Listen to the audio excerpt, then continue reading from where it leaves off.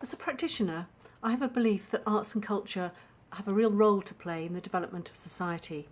And in thinking about issues for this sort of work now, I'm concerned about how work like this can be developed and maintained, which is led and informed by those on the ground and not imposed from above.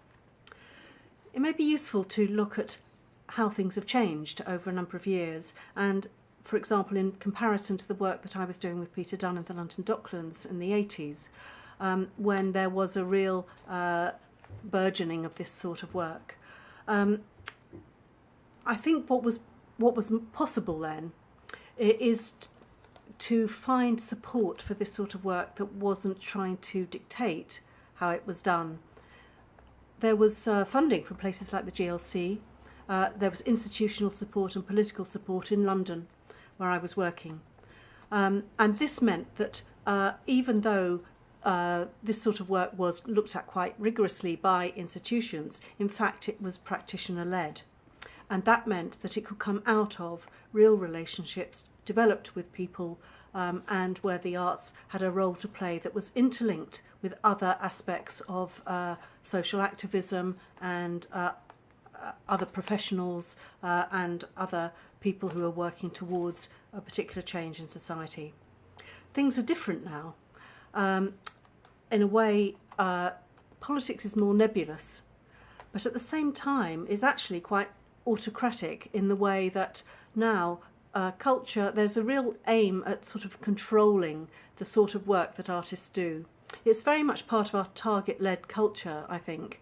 And so we have arts funding that is very intrusive in terms of trying to look at and get artists to produce good practice, as if there was a particular notion of good practice that worked better than another one. As a practitioner, I know that I might run 3 different projects in 3 different ways, and in fact it is through doing the work that you develop new and innovative ways of working.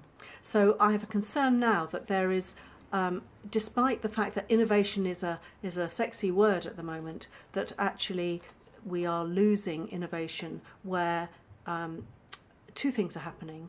One is that there is very little support for work that is developed on the ground and over a long term. So we have a move for that sort of in terms of funding. At the same time, there's a great move towards commissioning and time-limited commissioning. Now, it doesn't mean to say that this is all negative. There's certainly some good work out there that's instigated by institutions. Take the Serpentine, for example. However, with the move towards commissioning, this means that the ideas for the work, the relationships of the work, are being developed by, at worst, administrators, or if you take the creative partnerships model, by creative agents, and so-called creative practitioners are becoming the delivery agents. I don't think this is a very healthy situation, and I think this is, through this approach, we are likely to be losing innovative ways of working and projects and processes that are developed and relevant to those communities. So this brings me to my last question, which is how can new models for art with deep social roots be adequately valued and supported in the current climate?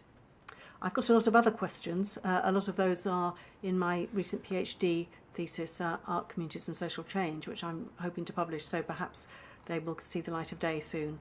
In the meantime, I'll be very interested to know what other people's views are on this, because I certainly think we need some debate, and I'm very pleased that this conference is taking place.